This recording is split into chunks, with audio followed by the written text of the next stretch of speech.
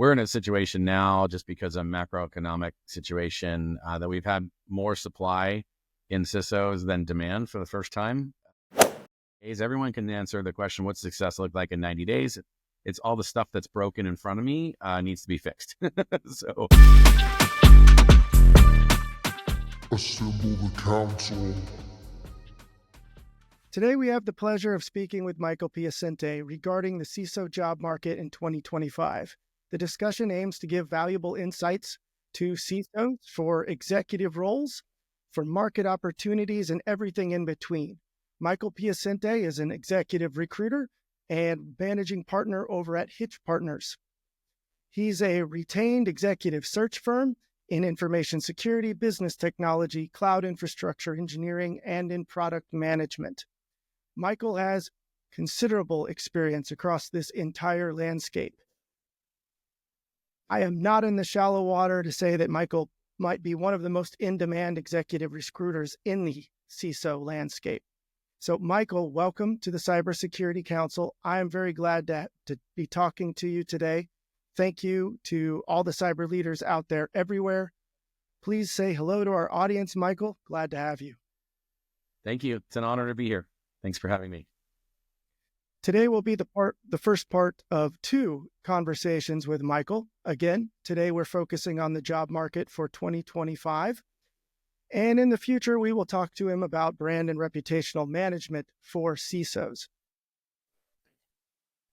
Michael, I'd love to give you the floor for any opening remarks. The CISO market in 2025, I'm hopeful you'll share with us industries, trends, where are salaries going, where is insurance going, what skills do CISOs need to compete in 2025, what does 2025 look like for a CISO looking for a new gig? Do we need to talk about fractional CISOs? Do we need to talk about virtual CISOs? And we'll try to make some time for Q&A from our audience. So, Michael, I offer you the opening statement, please. Sure. Yeah, I think you said it all. We can certainly jump right into any questions you might have, but it's a pleasure to be here. It's an honor. I'm assuming most of the crowd is from Austin, so hook 'em horns, following the playoffs and whatnot. So very exciting time for the city of Austin. And yeah, I think just in general, I think you said it. I manage along with a team, actually, several of them based in Austin, the Bee Cave area, Lakeway area that my team is based in. And so we manage an executive search firm, really focused initially on the CISO space. That's where we started. And I have, prior to that, about 10 years of CIO search experience. And prior to that, I was in IT, managing data centers, and started in the data storage space, enterprise data storage space. So I'm just excited to be here and happy to hopefully answer some questions, give some more clarity as to the market and where we are heading and where we've been. So what are some of the key trends that you are seeing for 2025, and how have we been barreling towards them with momentum for the last 18 months? Yeah, it's been an interesting market. The first thing I would say is that first of all, we're in a phase right now which has never happened in the history of the CISO position, albeit that history is relatively short, 15, 16 years perhaps in the modern CISO era, 20 if you want to really stretch it. But we're in a situation now just because of macroeconomic situation that we've had more supply in CISOs than demand for the first time, meaning there's more candidates on the market than there are roles. And a lot of that is due to, as I mentioned, macroeconomic situation that's occurred over the last 2.5 years. A lot of consolidations and contractions in the CISO's roles and the companies that were building security programs. And many companies are just taking their time. It's a big decision. They're trying to figure out what their CISO version is, their archetype. And they have time because they're taking time because they can. It's really led to a lot of meandering and stagnant and very choppy kind of processes, interview processes. And it's really affecting the success yield. I think there are a lot of CISOs out there, I'm sure a few on this line, that have had pretty rough situations or rough experiences with the job market. just ghosting and things of that nature. And it really comes down to having the CISO search side is very, very nuanced. I think we're one of maybe 2 or 3 other firms that just dedicate themselves to this particular trade. And unless you have a really strong internal or external partner, it's very difficult to get this search right. I think outside of that, I would put the market in kind of 3 defined CISO archetypes. I think a lot of people try to merge what the CISO is and try to do a one size fits all, and that doesn't really work. We've noticed, I mean, we see it every day. So it's sort of like standing next to the elephant. For us, we have to really understand what the market is. So if you look at starting with like very, very small companies who are just starting out on their security program journey, they have nascent programs. They're really just looking for a compliance leader. More often, this is a generalization, but they get to the point where as long as the person doesn't disable their business flow, sometimes it could be used as a selling point. But these are companies that are most likely just starting off with a version of a CISO that's focused in the GRC side. And they're also the most likely candidate companies to deprioritize their security program, meaning not getting the right funding, the right compensation levels, et cetera. Then there's the smaller to mid-sized companies that are simply looking to mature the program. They're looking for the Swiss Army knife, so they're looking for everything. You've probably seen many of these job postings out there where they're looking for all of the security operations, all of the application security, all the ProdSec, all the GRC, maybe some sales components or sales enablement. They're usually pretty stable around the compliance side, and so they're still focusing a little bit more on the operational side of security, but they also are not immune to being in the category of deprioritizing their security programs too. And they're just like, we're just going to do just enough. And then there's the sort of larger, more mature places that have very mature programs and very deep, high consequence data. And they're really focused on the business skills, and they've sort of matured into that area. So less focused on the technical acumen and really more focused on things like emotional intelligence of the candidate pool, organizational design, communication and storytelling at the board level. And so you really have this sort of challenge where you have multiple layers in the market. I think the other challenge, it's very nuanced to us, but I understand for the regular population that's looking at their CISOs that it could just be put into one big bucket, and I understand that. But this is one of the reasons why you're seeing what we call the kitchen sink job openings, which looks like it has everything in there, no specificity. And that's one of the reasons. I think the other big trend, which has been obvious, but I'll mention it, is the level of protection that CISOs are seeing. With the weight that they're carrying in their position, they're often looked at as a scapegoat when the company suffers a breach. This combined with the acceleration of the post-COVID era of the modern CISO has really led to shorter tenures, a high level of stress, emotional challenges, and sort of movement in a constant movement in the security leaders. So those are just some of the trends that come to mind. Certainly we could talk about that question all day, but I'll try to be a little bit brief here. Well, we want to hear all of it, Michael.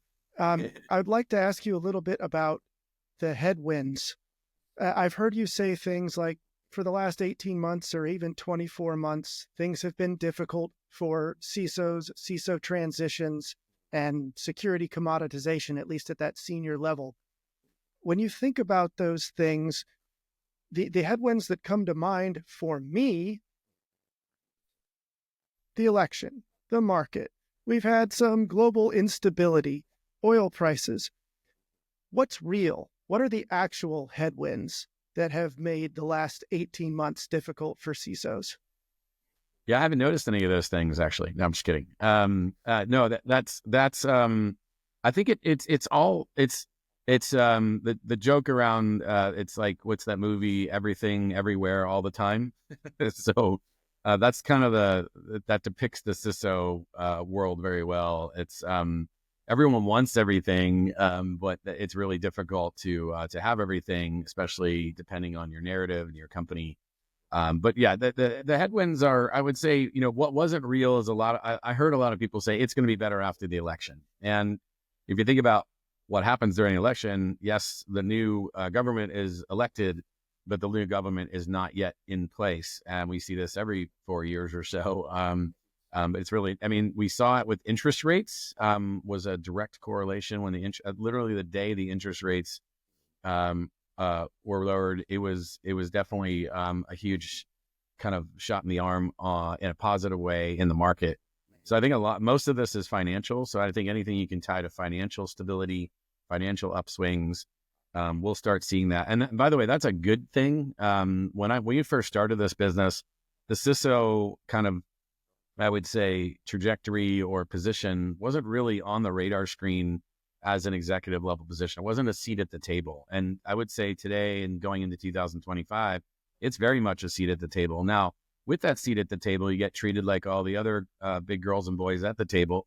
And so therefore, we don't have this sort of special flower budget for CISOs anymore. It gets roped into the regular executive level budgets, executive approved budgets.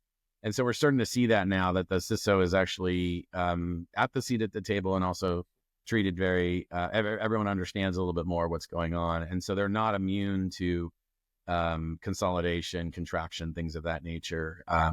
But it's hard to tell what's real. I think that it's, like I said, everything, everywhere, all the time. Every little bit counts. I do think the regulations that we'll start seeing at the state levels is going to also be a shot in the arm. Probably won't get to a federally sponsored SOX-like event for CISOs anytime soon, but we probably will see it. I know about 9 states that are pushing that forward in the next term. So hopefully that'll jar it a little bit more. What skills and qualifications are most sought after? Where does a CISO need to position themselves? Yeah, I think right now, I think for the short term, thinking 2025, I would say what you're looking at is certainly strong comp sci and engineering skills, and that's still a major trend. Again, remember the 3 archetypes here. So I'm trying to blend them all together with this answer, but because at a smaller company, it's more compliance, and for a larger company, it's probably more business end. But the majority of the companies that we work with and that we see definitely want someone that first and foremost understands the technology piece, the security operations, security engineering, product security components. And a lot of those are fairly complex. And so having a really strong comp sci background, it doesn't have to come from comp sci. I know plenty of CISOs that have, other backgrounds, right? Some with financial services or financial background, or maybe a legal background, but understanding the concepts that surround this is key. And then the next thing would be, we call the concept yo-yoing. It's being able to take a fairly complex topic and be able to explain that to audiences in digestible format, digestible bites. And that could be up at the top, and that's where the yo-yo comes in. If we all remember how to yo-yo, I was terrible at it, by the way, but I was more of a slinky guy. But yeah, at the top, it's, talking to the board in digestible format, and and when the yo-yo hits the bottom, it's talking to an individual engineer or architect as to how this fits into the business side. So the CISO has become like the world's greatest chameleon of narration, and so the yo-yoing is probably the largest demand for skill sets. I think the other things are ability to manage both larger and smaller teams. We're seeing this across the board. We have large companies with very small teams. We have smaller companies with larger teams, and so I think a lot of folks will ask, well, what's the size of the team that Scott's managed, right? And we have to essentially show multiple examples, because sometimes it's too small or too large. And really what they're looking for is Scott going to have the ability to manage managers, manage directors, or maybe there's some programs that require Scott to manage an architect, and that's about it. So I think that kind of diversity in the amount of, in the type and size of teams is really important. I think the other one is just business enablement is probably an obvious one, but it's become front and center for CISOs who have moved from, this sort of back office technical guru to really a business enabler on the product side, on the compliance and risk side, pretty much across the organization. The CISO is looked to as a business enabler, and being able to do that in a storytelling format, which is a huge theme of mine. You'll hear that multiple times today. And be able to work and continue on your narratives is really key. So those are a couple ones that come to mind, Scott. Okay. Now, Michael, we currently have 32 viewers on the live stream, which is absolutely excellent. And Gurnett Wright has already told you very well articulated. So you're already getting some thank yous from some folks out in the audience. Thank you. If you are out there, please post your questions. I will fold them into what we are talking about with Michael today. And thank you for being with the Cybersecurity Council today. The kitchen sink, choppy process, that was part of your opening remarks. And you moved forward with 3 types of CISOs. Now, when somebody has the benefit of working with Michael Piacente and you're in the fight with that CISO, you're working with the company, you're helping them find the role, you are often helping them build something better than a kitchen sink job requisite. You're also talking them behind the scenes through what kind of a CISO they need and what they are looking for. To someone who doesn't have your services and they're out there on the market and they are applying for a job, and this hopeful CISO gets the call for a kitchen sink job requisition, do you recommend that they try to help them with the job requisition and narrow their focus and help them figure out what kind of a CISO they need during the job interview process? Or get a couple steps into the job interview process first, establish some trust and faith, and try to do bat cleanup on the other side? Like, if somebody in the wild encounters the kitchen sink, what do? Yeah, that's such a great question. And it's kind of the question, actually. And I'd say, first of all, not to avoid it, but I will say that every situation is different. But my advice to many that call with that saying, what's heads on this one? What's tails on this one? What I would say is, first look at the playbook that they're running. Is this a VC funded company? Is it private equity? Is it a public company? What is it that where's the money coming from and how is it flowing? What's the executive team look like? And have they all succeeded or failed together? Have they been together? Are they a group of strangers that got thrown into like a VC funded company? Is often, maybe 2 or 3 people that know each other on the executive team, and the rest are coming in from other backgrounds, as an example. So I think you really have to look at where the decisions are being made first, and then determine, is this something where I want to spend my time offering potentially free consulting services? And that's the other piece, is that I see this so often with CISOs. They call and say, I've just gone through 7 or 8 interviews and I still don't know what the client is looking for. Obviously, this is not our searches, but I help a lot of people every week on just sort of trying to make heads or tails on where they're spending time. I actually love doing that. It's a little bit more investigative work. These are not companies I'm engaged with or retained by, but just trying to figure it out with the CISO as a partner, just trying to be their silent partner back in. And what I'll mention is, like, there's a certain point where you just don't want to go beyond offering free consulting, because that's really what it is. I mean, I think it's a foregone conclusion that if a company posts a role out there and it looks like a kitchen sink and you're one of the first to the table, which is, by the way, another point, you should always find out where you are in the process. Am I the first, frog to the table, because they're kissing a lot of frogs, as I always say. Am I the first one to the table? Am I the 5th one? What have they learned so far? So I would actually flip it around on them and start interviewing them. So, like, what have you learned so far in this process? What have you learned is the nuance? Well, you're in this business and I'm not in this business. I'm coming from this other business. What is nuanced about your business that I wouldn't know? And I will tie that back to security language and give you advice. But I do want to understand where you are in your process.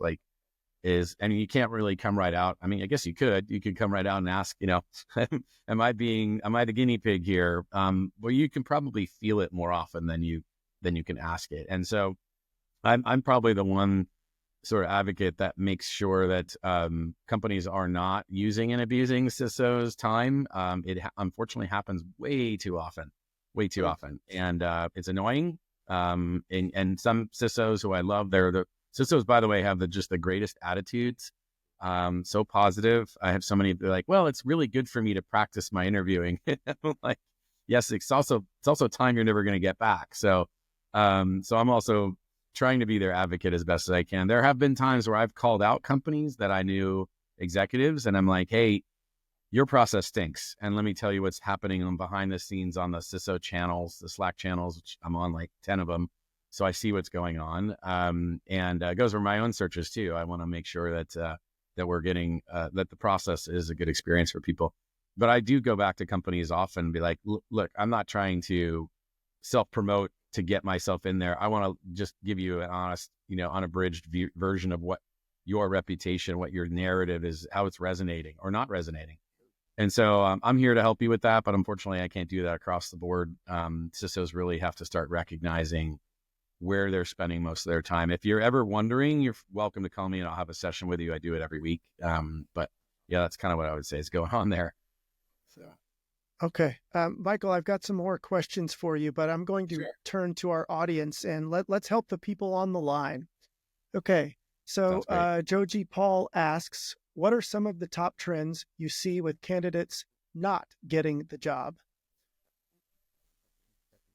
Top trends as to why they're not getting the job, I think is what he's asking. Thanks for the question, first of all. I think the biggest one that comes to mind right now is they're looking for a CISO, but the person's not a CISO yet. They're right on the cusp. They're a deputy. This one's a hard one to overcome because you're dealing with a fairly, I don't mean to say this the wrong way, but like a fairly uneducated client base that doesn't understand the trajectory. They see CISO, they want CISO. What they don't really realize is that the CISO is actually made up of 1,000 fragments of knowledge, and that the deputy may be a perfect fit for what they're looking for because they haven't experienced the pain yet of trying to go hire the CISO with all of the things, all the fragments. We love working with these candidates who are sort of not complete product and not completely finished products. They are on a high trajectory to be the successor of the next CISO role, but they're not quite there yet. So when you're interviewing on one of those roles, it is difficult when you're competing against CISOs, especially when you have a plethora of them sitting in the market today.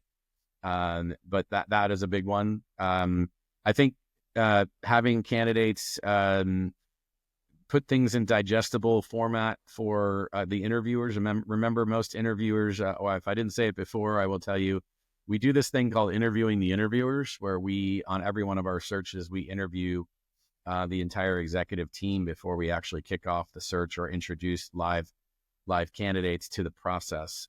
Usually happens within the first week or two. And in the process, we're also trying to assess what the match looks like on both sides. Our job is to make sure we tell the client exactly who the candidate is and tell the candidate exactly who we think the client is. And so we do that. So I can tell you in conducting those interviews, if you think we run about 30 to 40 of these a year, we're probably interviewing 400 or 500 executives a year.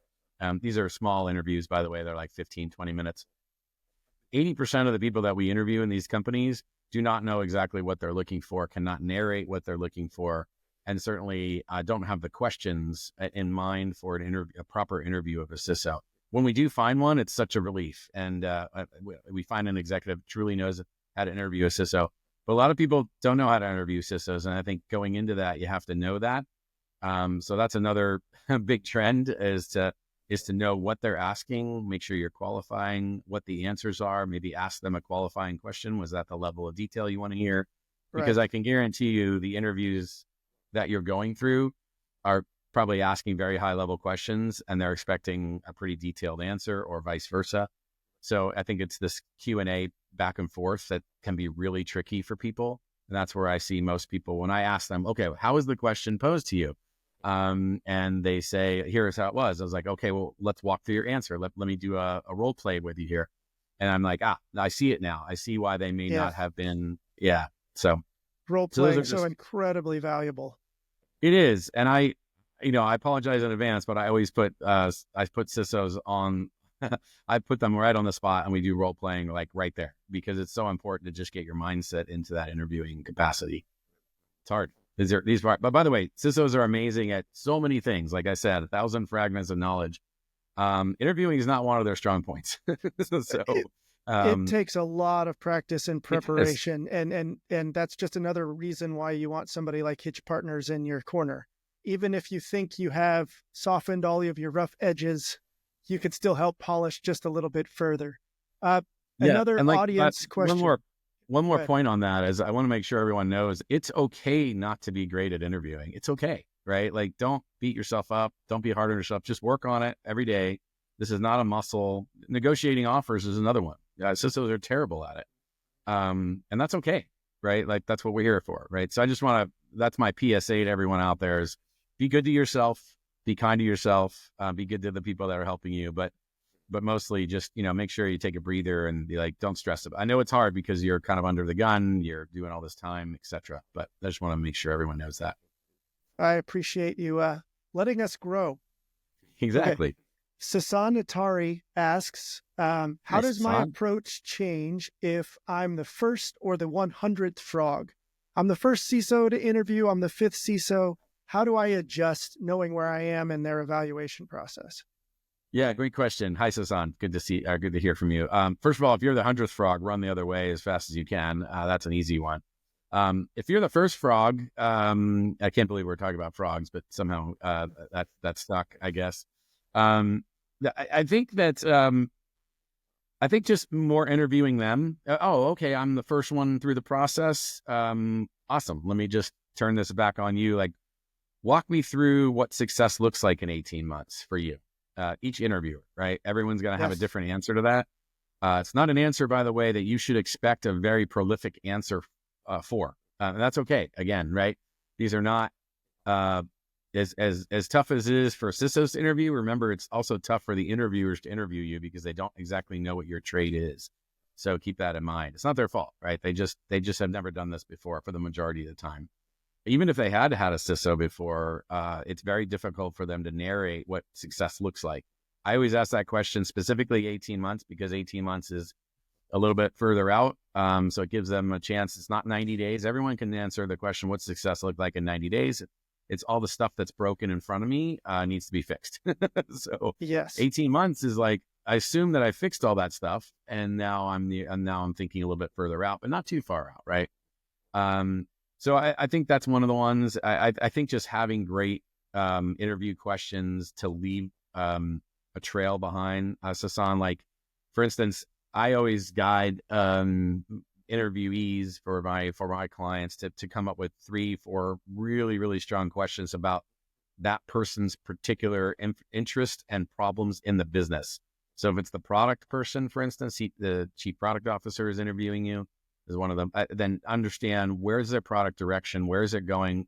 What's the product been successful? What has not been successful? Where are the snags? What's the competition? Really understand their business so that you can ask insightful questions. Those insightful questions are just as important, if not more important, than the answers to the questions that you're giving. But showing them that you care about the business, that you're learning about the business, that you understand it. So that's another tactic that I certainly use, or that I'll try to teach. There's a couple things that come to mind. That could be a whole session, by the way, Sasan. Okay. Fabrice Renaud is going to ask a little bit more about the kitchen sink. Sure. Is privacy a desirable skill for CISOs? And I'll expand Fabrice's question. If somebody wants privacy, what do you show them as a CISO to prove you've been in the privacy game? Yeah, good question. Apparently, we're doing kitchen sinks and frogs today, which is so super cool. So thank you for the question. Yeah, privacy is definitely. So let me back up. So first of all, the CISO scope from where I started, and again, we started this business nearly 10 years ago. So if you think about a time horizon, it's really not that long ago, but the scope that we've started on versus the modern version of the CISO scope today is almost unrecognizable. It's gone from this, again, backroom technical and compliance driven specialist to this like board level advisor seemingly overnight. And things like privacy have now been added to the modern CISO scope, as is IT, by the way. About 90% of our searches include IT function, not the other way around, not under the CIO, but under the CISO. Privacy, fraud, privacy engineering, risk and reporting and resiliency. All these things have just been added. Data protection, physical security. I had one this morning. Client just asked us for a combination of cyber and physical security as part of their CISO scope. So I think, and we joke around, my team, we call it the CISOs, because none of this, by the way, is adding to the compensation level or the titling level. Unfortunately, not often, at least. Sometimes it is, but very rarely. So we joke around. We call it the CISO has become the cul-de-sac of technical debt, which is not a good thing necessarily, but it does help. But on the privacy side, sorry to get off the subject, but on the privacy side alone, I mean, I don't know that there's a specific example other than being able to walk through a specific privacy program that you helped build. What was your involvement in it? Where did it start? Where is it today? What are some of the successes? And then definitely having some channeled references that you can point to during the interview. You know, I'd love for you to talk to my chief legal officer who had this problem and came to me, and et cetera. And, I'll put, if it's a Zoom meeting, if it's a Zoom interview, I'll put his or her name right into the chat here. Feel free to call them as a reference to talk about what I did in the privacy area. I mean, that's a super proactive thing to do, but there's nothing technical in the privacy area that we've seen that will put someone over the edge or anything. I think we have seen some pretty interesting questions around privacy, but most of it is, how have you built it? How large was it? What was the scale? And is that scale similar to or larger or smaller than what we're trying to build here? Right. Another great question is to come back to, what does the privacy posture of your organization look like in 18 months? And how can you define success on that? That would be the question I would ask them. Now I'll allow you to answer the question in the right terminology and the right level of detail that they've asked. So. Well, brilliant answer, Michael.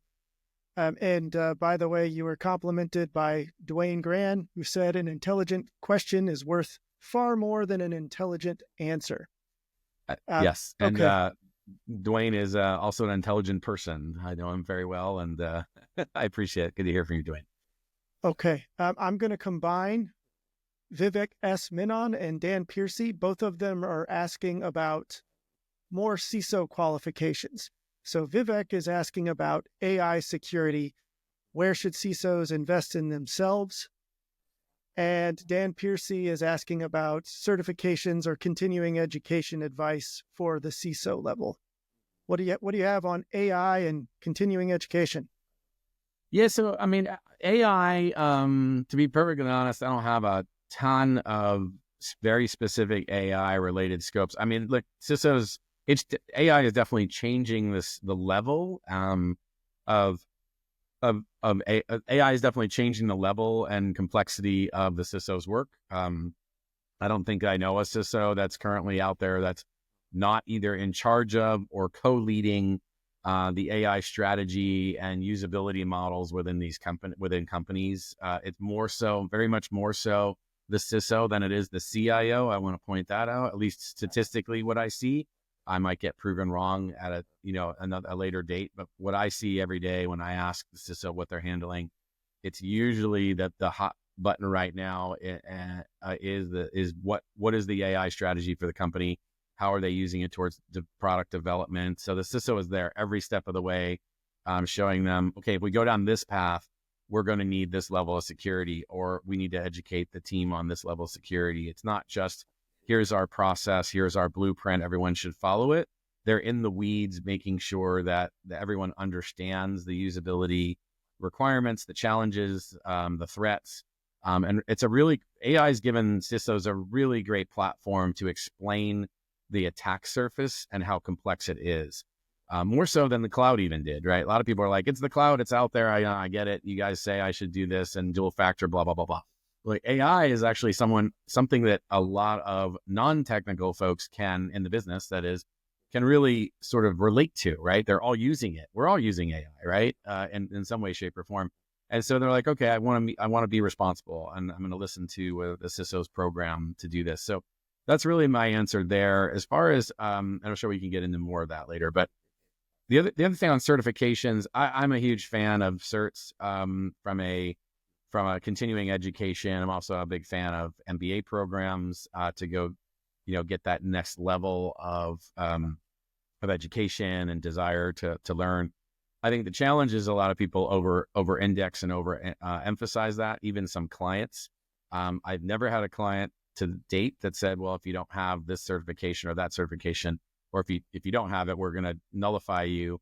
And the same goes for an MBA.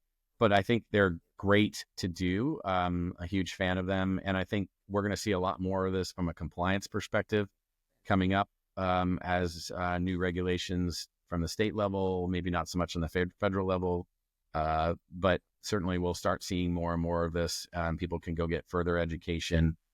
The biggest one I see, by the way, is individuals going and getting cloud certified, which I think is very wise. It's actually a low friction type of education as well. You can get them mostly online. Azure, AWS, Google, GCP, they all manage those. So definitely important. I was recently engaged myself to talk and consult on a CISO opportunity, and the company was just lifting and shifting to the cloud now. It's 2024. So, not unusual. There's all sorts of different readiness postures out there. Michael, I'm going to return to some of our primary questions and to just keep the spotlight on you. Compensation and benefits packages. Things have definitely changed over the last 24 months. What should candidates expect? Yeah. So one thing I'll mention here, I don't want to spoil the details, but it's probably the one area that I'll actually plug here, is that we have, if you're not aware, I think many people have recognized names on this on here, but we have our 8th annual CISO compensation report coming out in February. Many people have participated. It's around 500 or so participants. We're very proud of it. And we actually started it because no one had this data. When we first started the company, everyone was using Radford, and they were off by 40 to 60%. It was terrible. Right. And so we had to figure out a way of advocating for these amazing individuals that were going into these roles. And so we started a compensation report, and others, by the way, have now followed too. There's a great one from Artico out there, or IAN's. An article is another good one from Heidrick and Struggles. So everyone, they're great, and you should use them and ours as data points. So that's the first thing I'd say is you're going to hear a lot, right? You're going to hear a lot of companies. I would say, there's a large gap. I mean, a large gap between a company that is seemingly below the security poverty line and a company that is above the security poverty line. I mean, we've seen CISO searches where the client is not able to pay above like $250, and that may be appropriate for that particular company. Maybe they're seeing a contraction in their business, and it's a smaller organization with a smaller footprint, smaller consequence of data. But we also have, like, our average CISO search is about 1.2 to 1.3 million in total compensation. That's a large amount of stock. It's at least half, or right around half in the cash component. But those are not as usual, right? They're a little bit more unusual as far as searches. Those are companies that are coming to us fully retained. I would say most of the searches you're going to see, I don't know where the numbers are going to shake out, but if it's not too much of a deviation from last year, we were sort of in the mid 600 total package ranges for private, and then public companies, I think, was just a tad above that. I really don't expect, and we'll see what the numbers shake out. We're still going through our data science funness here. It starts at the end of December, but that I don't expect to see a huge contraction. But I do want to warn that there are a lot of companies that are hiring a CISO for the first time, and they're probably using some sort of format like a Radford, or they're just using wherever the senior director / junior VP in their company's leveling will be in their own company, and that's what they think it's based on. The fact is, the CISO's position is highly unique, and in my opinion, should be right around the same level as the CEO. And in many cases, a lot of our CISOs are paid more than the CEO, or at least as much.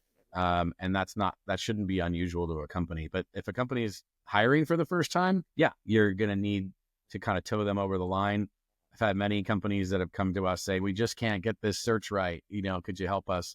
I just had one on Friday, and it's, they made 3 different offers and none of them were accepted because the compensation was too low. The story wasn't perfect. And so no one's going to take that risk. So those are some things going on. I think the other big thing, Scott, is the level of protection that companies are still trying to get over the hump to understand, right? This is not a position, except for if you're in the government or maybe some large financial services company, you're not indemnified, right? You're not at that level. Even though it's a seat at the table, the indemnification process is still pretty low percentage. So what does that mean? The backup to that is a D&O being on the D&O policy, which sometimes can get an allergic reaction from companies. Oh no, Scott, this position is we're not protecting that with D&O. That's only meant for our named officers. The problem is you're signing off on everything that the named officer is good to sign off on. So this has been a battle of ours over the last 6 or 7 years. Now we have at least 3 or 4 examples, the Joe Sullivans and whatnot, the Tim Browns, both of which I know very well and their situations, and there's several more coming out that'll be made public. But, these are scapegoat situations. You really do need to protect yourself. A lot of companies during the negotiation process just don't understand that. And so we try to put that in our compensation survey. Here's how many CISOs are on the D&O policy. That has risen from I think it was 12% when we first started tracking this to well over 52% now. So we're on the way there. So I think other little things, by the way, I know we're short on time, but the offer stages take a little bit longer right now. Again, because they can. Offers themselves take a lot longer to generate. If you think about what's happened in the market, it's not just the CISO market that's been decimated and we have all this demand. But remember, the rifts that also occurred at the talent level too. And a lot of these companies had very strong talent teams, and now they're working on skeleton crews. I feel for them. They're HR and talent leads. So getting an offer through the process is very, very difficult. It's very scrutinized. It takes longer. And so CISOs are very concerned. Sometimes they get, there is some ghosting mentality that's gone out there with companies. But just prepare yourself that these offers could take 3 or 4 weeks to be generated. That's not unusual. It sucks, but it's not unusual. So I just want to make sure everyone knows that. The security poverty line, you snuck that one in there earlier. Yeah.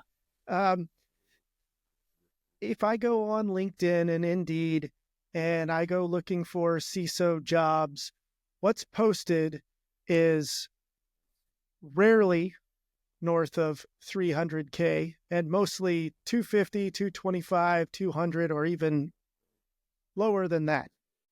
I'm going to say it for you because I don't want to put you in this position, but what I observe is some security poverty line going on. They're certainly not in the ballpark of the clients that are calling Hitch partners. In our future, Michael, we will be talking again. We will have an entire conversation about brand and reputation management. And I am very hopeful that that conversation can help us get to a point of educating CISOs on how to be on the other side, or at least attract the attention of the other side of the security poverty line. I've said a number of things. Would you like to clean me up or make me wiser here? Oh, you're well wise as it is. And by the way, the security poverty line is not my terminology. I did steal that. I've heard that several times over the last couple of years. It's actually a brilliant way to describe what's going on. And it's not very finite either, right? It's there's some meandering back and forth between the line.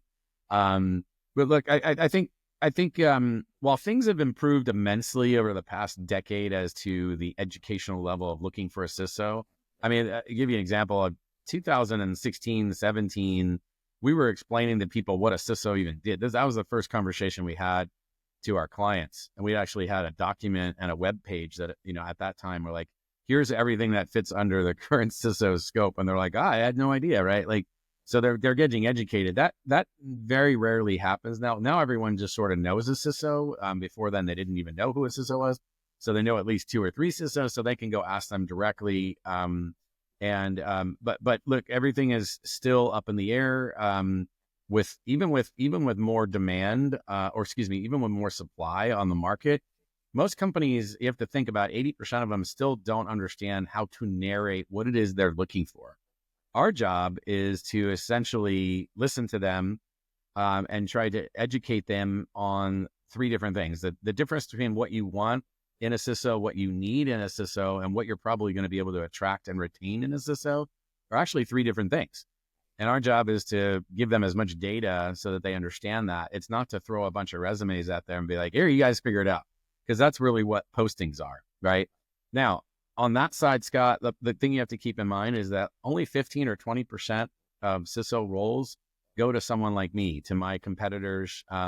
We are very cooperative with our competitors, so we know a lot what's going on with them. They know a lot what's going on with us. So we know that this is the case. So that means that 80% of the other roles are being managed by the companies themselves. Either maybe even they might have a contingency firm working on it, but most likely they're just working on it internally. And so with 80% of the volume coming in, you are definitely going to see some kitchen sink and companies that are below the poverty line. The question is, how do you react to them and where do you spend the time? That's my challenge to CISOs. It's perfectly fine to go ahead and apply to roles online. I would definitely implore you to do that. It's not a one-stop shop, nor am I, right? We have a very limited number of roles per year, 30 or 40. It's not a huge volume at all. And I don't think my competitors do either, right? So we have a very small percentage. You have to be able to apply to these roles. How good you are at evaluating what you're actually looking at is really the challenge. And so that's really the effort that's out there. Michael, as always, you are a student of the cybersecurity landscape. I absolutely would like to plug you for all of the connections that you have in our industry. And I hope all of our 37 viewers, we've gained some. Apparently, you've been saying some brilliant things. Do reach out to you as needed. You and or Hitch Partners may be able to help. I'm looking forward, Michael, to being able to see you maybe even a few times this year. I know we'll be talking in February. We will have some events, hopefully together in Austin, Texas. More on that later. But for the time being, thank you for being a part of our December. Early season's greetings to you. Is there any final thoughts or advice for our audience? No, just be kind to yourselves. Stay focused. Get some downtime over the next couple of weeks to everyone, and it's going to be a fun couple of years coming up. So I look forward to seeing everyone in Austin. I think I'm coming out in February, so I'm really looking forward to getting down there. So thank you for having me. It was an honor. Cheers. Bye now. Thank you, 34 folks. Assemble the council. Welcome to the Cybersecurity Council. This council strives to showcase unique cybersecurity leadership stories. Its mission is to demystify and simplify cybersecurity across the entire business landscape. Best practices, lessons learned, operational recommendations, it's all here. Brought to you by the Cybersecurity Council, LLC, Brian Green and myself, Scott Brammer, will be your hosts. We have come in from the cyber wilderness, not just to share what we have learned, but to find and elevate some of the most important voices in cyber.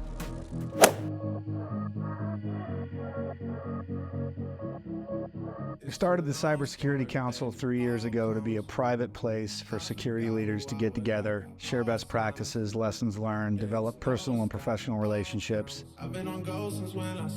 Today, here at our annual conference at Q2 Stadium, we're handing the microphone to some of the leaders in cybersecurity. Having an amazing celebration of this group and the community that we've built with a bunch of major brands represented downstairs. These are giants of the cybersecurity landscape, and they are here right now, a part of our community. Austin is already on the map for information security and cybersecurity. It's a brilliant place to be. We are going to step forward together cybersecurity is in great hands.